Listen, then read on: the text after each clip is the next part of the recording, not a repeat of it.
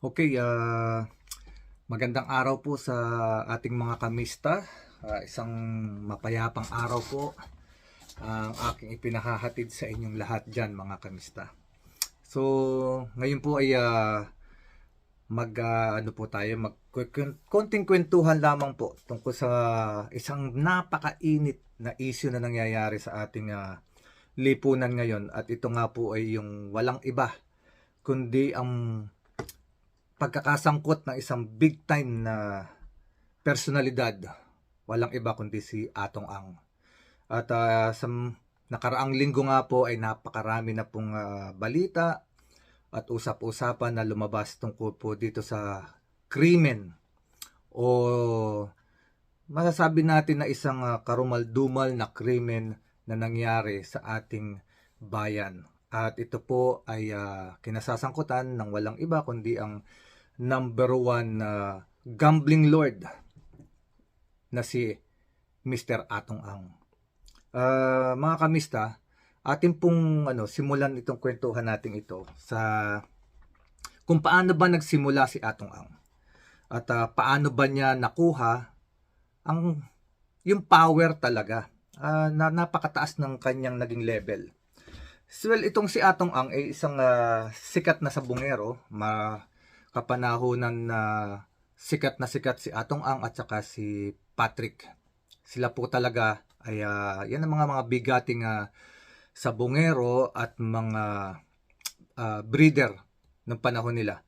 Talaga pong laman ng kwentuhan yan at usapan sa lahat ng sabungan sa buong Pilipinas. Ngayon po,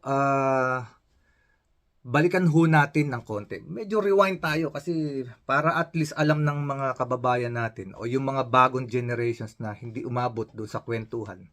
Kumbaga sa late sila pinanganak or medyo bata pa sila noong mga panahon na nangyayari ito. At ngayon, i-refresh lang natin.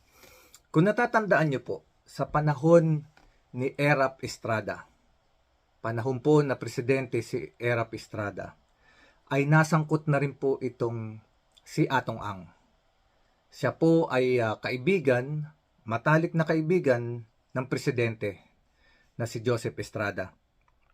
At kung inyo pong matatandaan, ito pong si Joseph Estrada ay na-impeach bilang isang presidente.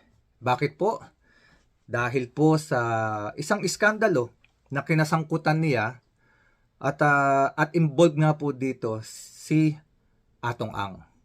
Medyo shortcutin natin para medyo umigsi lang ang kwento, pero po yung mga point per point na dapat natin pag-usapan. Kung meron po sa inyo dyan na nakakatanda or natatandaan pa yung lumabas na video, kasi po ito si Erap at saka si Atong ay matalik na magkaibigan.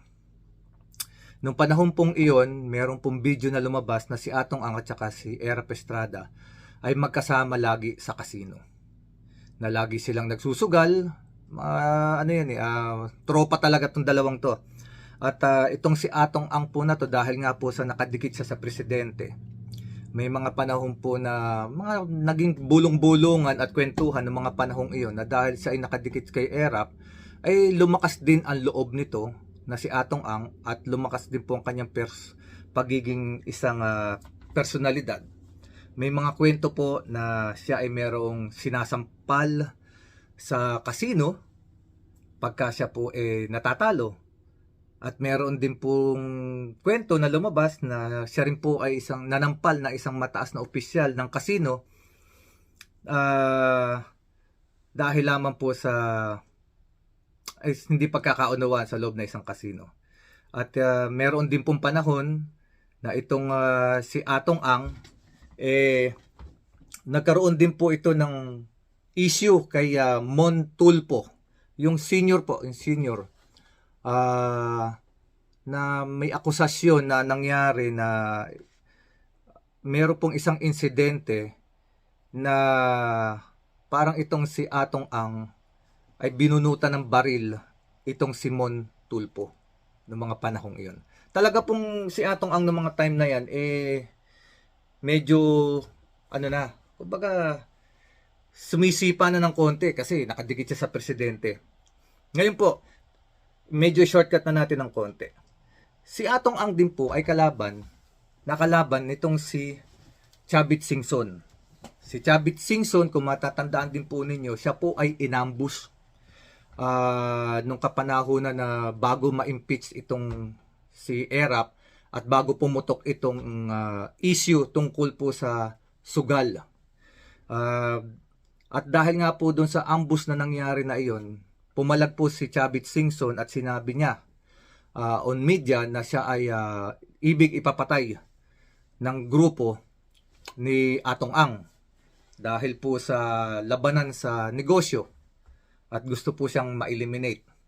So, marami pong ibinulgar itong si Chavit Singson tungkol po sa sugalan na involved itong si Atong Ang. At ang isang pinakamalaking insidente na nangyari noong panahon na yan, ito po ay inamin din naman ni Atong Ang na siya ay nag-deliver ng 130 million pesos galing sa excise tax ng tabako kay Erap. At yun po ang isa sa isang dahilan na mabigat na ebidensya na kaya po nakasuhan ng plunder itong si Joseph Estrada at humantong po ito sa impeachment. Yun nga lang po, hindi natapos yung impeachment dahil sa hindi nabuksan yung isang envelope kasi nung panahon na yan, itong si Erap, marami rin siyang kakamping mga senador na hindi pumapayag na mabuksan yung envelope. At dahil hindi nga nabuksan yung envelope, pumunta na ang tao sa EDSA at doon nga po nagkaroon uli ng EDSA. Kundi ako nagkakamali, yun yung EDSA Power 2 na kung saan dyan nagsimula na mapatalsik si Erap. At ito naman pong si Atong Ang ay tumakas, pumunta ng ibang bansa, pero nahuli rin po siya dito sa Amerika sa kasong illegal gambling. At hindi rin po nagtagal, siya ay naipabalik sa Pilipinas para papanagutin sa kanyang naging kaso. Pero siya po ay sa halip na makulong ng 6 na taon, may bulong-bulungan na mukhang may malakas talagang kapit or malakas na impluwensya rin itong si Atong Ang, kaya yung kanyang sentensya ay napababa na from 6 years ay lumaya siya ng maaga. Naging 3 years na lang po yata yun. So, sa madalit salita mga kamista, itong si Atong Ang ay very controversial talaga. Siya po ay involved nung panahon na yan sa STL yun sa Lotto, sa Sabong, sa Huweteng, yan, sangkot din po siya dyan. So kung inyong titignan, so lahat ng mga illegal talaga na tungkol sa sugal, kasangkot siya. At talagang yan ang kanyang expertise. Dahil alam niya malaki pera po talaga dyan, malaki. Napakaraming pera dyan. Pero itong si Atong Ang ay talagang very yung imagination niya kung paano tatakbo ang negosyo at anong negosyo ang papasukin nila sa sugal. So dito na nga po tayo, medyo fast forward naman tayo mga kaibigan kasi binigyan ko lang tayo ng konting background kung paano nagsimula si Atong Ang. So ito na nga mga kamista, dumating po yung panahon ni Digong, ni President Duterte. Noong pong time na yan ay nagtayo naman po ng isang malaking empire talaga na sugal itong si Atong Ang sa panahon ni Duterte. At ito nga po yung Sabong. Ito pong Sabong na to ay marami pong nasirang buhay dito mga kamista. Maraming naging kwento nga dito, ultimo mga estudyante na may cellphone ay nakakataya.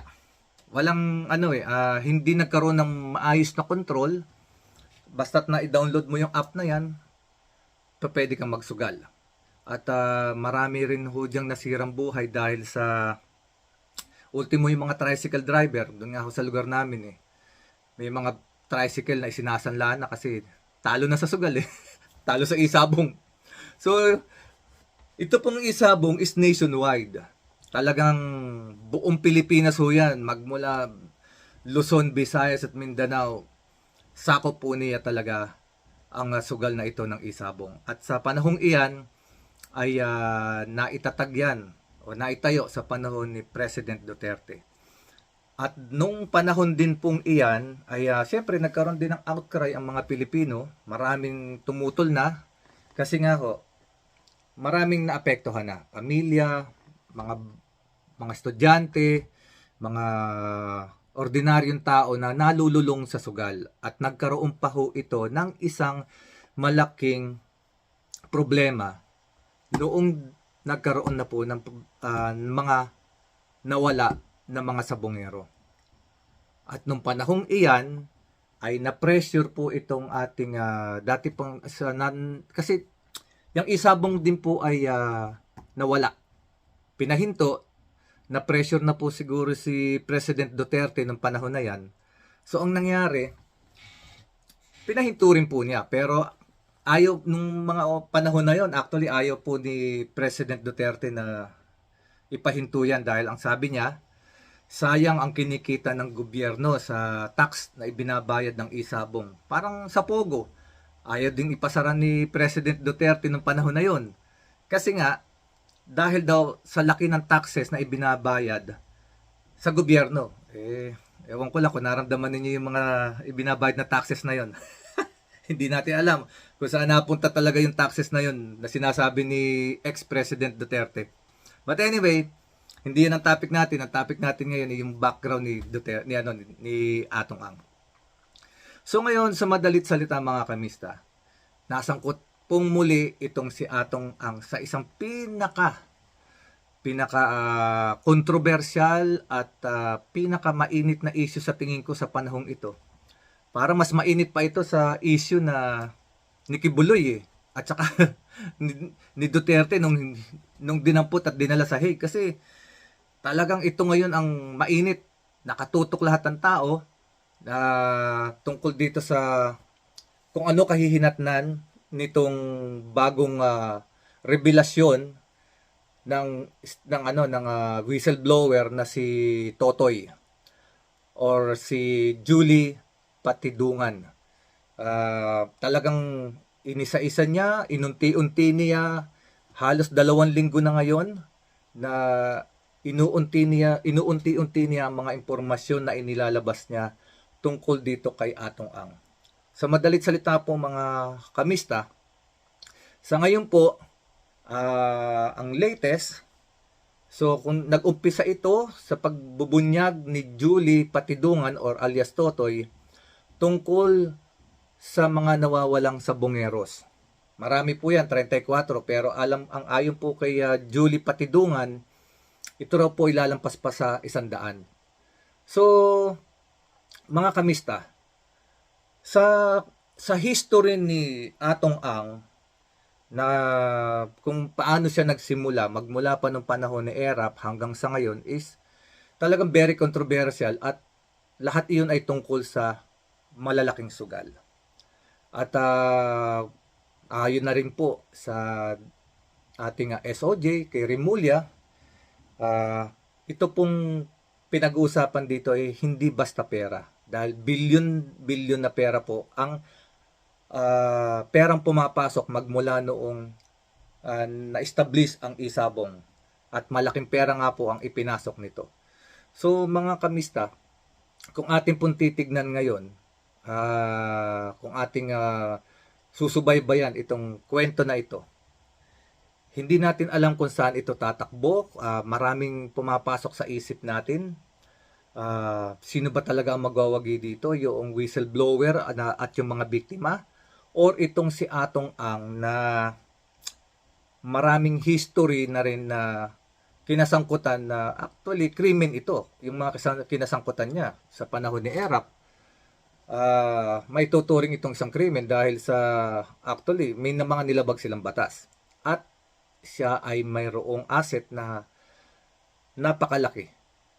At sabi nga ho is kayang-kaya nitong gumastos para maipagtanggol lamang siya kahit na sa anong pamamaraan yan, kahit gaano pa siguro karaming lawyer ang kuhanin niya, kaya niyang bumayad dahil sa dami ng pera ng kanyang kumpanya na pumasok sa kanya dahil sa isabong, dahil sa gambling po talaga. So mga kamista, ang punto po natin dito ngayon, subaybayan natin to.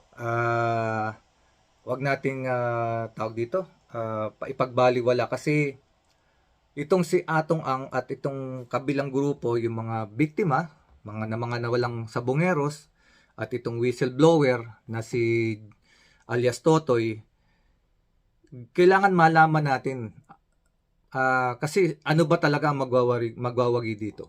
Hustisya o power ng isang mapera? So sa ngayon po kasi mga kamista, maituturing pa rin inosente si Atong Ang dahil hindi naman po siya nahahatulan pa ng hukuman. Although siya po ang itinuturo na mastermind, at meron pang kasangkot na iba pa, mga pulis at mga big time na tao at isang actress. At sabi nga ho is mukhang madadagdagan pa ito. So may mabibigat pang lawyer na kinuha itong si Atong Ang. At sa ngayon, ang pinakamatibay naman na depensa nitong ating mga biktima ay itong si Totoy na nagbunyag po talaga ng talagang detail by detail. Meron siyang mga video, meron siyang mga dokumento na magpapatunay sa kanyang aligasyon, sa kanyang ibinulgar laban dito kay Atong Ang. At wag niyo kakalimutan na itong si Julie Patidungan or alias Totoy ay isang katiwala talaga, pinagkakatiwalaan talaga ni Atong Ang, at yan po ay pag-uusapan natin. Itong si Atong Ang, mismong sa bibig niya, nanggaling na sinabi niya na itinuring pa naman kita na parang anak. At ito naman si Julie Patidungan o si Totoy ay sinabi naman din niya, galing sa kanyang bibig, na itinuring din kitang parang ama. So sa mga salitang iyan mga kamista, pag-iisipan ninyong mabuti, ibig sabihin po noon, pag ang dalawang tao ay nagturingan na bilang mag-ama, bilang isang anak, ibig sabihin po noon, marami silang nalalaman sa isa't isa. May malalim silang koneksyon. Hindi basta-basta yun. Kasi pag sinabi mong tinuring ko siyang anak, yung mga sekreto mo, majority of your secret or yung mga gawain mo, alam ng isang anak. At ito namang si Julie Patidungan o si alias Totoy, pag sinabi niya tinuring niya na si Atong Ang ay kanyang ama, ibig sabihin din po nun, bilang anak di po ba, alam niya ang gawain ng kanyang ama. So, yung sinasabi po ngayon na usapan, ito bang si alias Totoy ay may kredibilidad? Isa lang ang masasabi ko mga kamista. Sa ganung pananalita ni Atong Ang at sa usapan nila, parang dapat nating dinggin or suriin talaga ng gusto yung sinasabi ni alias Totoy, or maaaring paniwalaan kasi sila ay may koneksyon. Dikit na dikit sila, oh. Ganyan, oh. Ganyan na ganyan sila mga kamista. Yan po sila. So maraming maglalaban ang katotohanan at yung siyempre yung power ng isa dahil siya ay may ganyan, oh. Ganyan. At sabi nga po ni Remulla, mukhang itong grupong ito, based on their statement at mga video raw na napanood, kaya nilang impluwensyahan hanggang doon sa pinakamataas na hukuman, hanggang Supreme Court. So mga kamista, matindi to. Talagang pera at katotohanan, yan ang maglalabanan ngayon. So hanggang dito na lamang po muna mga kamista, dahil marami to, mahaba itong ating pag-uusapan na to, ipa-part by part natin. Sa ngayon, inumpisahan lang muna natin sa kung paano ba nagsimula yung problema, ano si Atong Ang, ano ang kinasangkutan niya previously, at ano kinasasangkutan niya presently. Di po ba magkapareha? Tungkol sa sugal, tungkol sa gambling, illegal na gawain. So, may mga susunod pa tayong mga usapan, idudugtong na natin sa susunod nating ating usapan o reaksyon is yung mga binibitawang salita ni Atong Ang laban kay Totoy. Hihimayin natin. Doon, ma-analyze natin, makikita natin kung sino ang nagsasabi sa kanilang dalawa ng totoo. Pero ako, medyo lamang na yung pananalita ni Julie Patidungan or ni alias Totoy. Kasi, malalim yung pinagsamahan ng dalawang ito eh. At sa tingin ko, merong malalim na dahilan si alias Totoy para gawain niya ito. At lumaban kay Atong Ang. Tandaan nyo, bilyonaryo si Atong Ang. Kaya niyang gastusan lahat. Pero bakit itong si Totoy, nasabihin na lang natin may milyon din kasi marami rito pinakinabangan kay Atong Ang. Yung billion at million, malaking pagkakaiba nun. At yung connection ni Atong Ang ay iba, malaki ang pagkakaiba sa connection ni alias Totoy. Dahil itong si alias Totoy, sausaw lang to eh. Itong si Atong Ang, hawak niya talaga yung kanyang mga connection. At matataas na connection, malalakas na connection. So, kung titignan mo, susuriin mo, itong si Totoy talaga, binanggaan niya talaga pader. Hindi lang basta pader, makapal na pader ito. At determinado siyang ituloy ito dahil sa malaking o malalim na dahilan. Siguro talagang naipit na siya. At sa tingin niya, mas mabuti nang magsalita siya dahil kasama na yung pamilya yata niya sa sinasangkot dito. At sa according ko Totoy, ay nais silang ipatumba. At ang kasama ang kanyang asawa at anak. Siyempre, ang ahas nga, di po ba, may kasabihan. Yan ay hindi ka tutuklawin yan hanggat hindi mo naiipit yan o nasusukol. So siguro itong si Totoy dumating sa punto na parang wala na siyang pupuntahan at the only way to survive is to fight back. And at the same time, gamitin niya lahat ng kanyang nalalaman tungkol dito kay Atong Ang. So mga kamista, hanggang dito muli. Sundan po ninyo yung aking mga susunod na video. Pag-uusapan na po natin yung mga binibitawang salita ni Atong Ang at saka ni alias Totoy. Iisa-isahin natin yan para natin hihimayin kung paano tatakbo ang kasong ito at para malaman natin kung sino may mga mabibigat na sinasabi. So mga kamista, maraming salamat po. Subaybayan niyo po. Meron po tayong part 2. Hanggang marami tong part na to. Kasi mahabang usapin itong kay Atong Ang at mga nawawalang sabongeros. At sana makamit talaga ng mga biktima yung hustisya na hinahanap nila. At this time, salute to the present government na tinututukan itong kanitong klaseng kaso. Big time to, mga kamista. Malaking kaso. And I hope na magtuloy-tuloy na i-push ng government na malaman ang katotohanan, manaig ang katotohanan para po makamit ang hustisya ng mga biktima at para bumalik pa ang tiwala ng taong bayan sa sistema ng ating hustisya sa Pilipinas. So maraming salamat mga kamista. Subaybayan niyo po yung ating susunod na vlog. Tutuloy-tuloy natin ito at hindi natin bibitawan hanggang sa makita natin yung katapusan nitong issue. So mga kamista at yung mga hindi pa ho subscriber dyan, baka pwede ho nyo akong balatuhan ng inyong like button, pakipindot po at saka yung ating subscribe button, pati po yung notification bell para po lagi kayo ma-inform pagka meron po tayong upload na video at para lagi po kayong updated. At sana po magkakwentuhan tayo lagi, magkabigayan tayo ng opinion at pakilagay po sa comment section yung inyong mga opinion tungkol po sa usaping ito. Maraming po salamat at sa mga kapatid nating Muslim, Assalamualaikum. Mabuhay po kayong lahat. God bless us all. At hanggang sa muli, magandang araw po sa inyo lahat.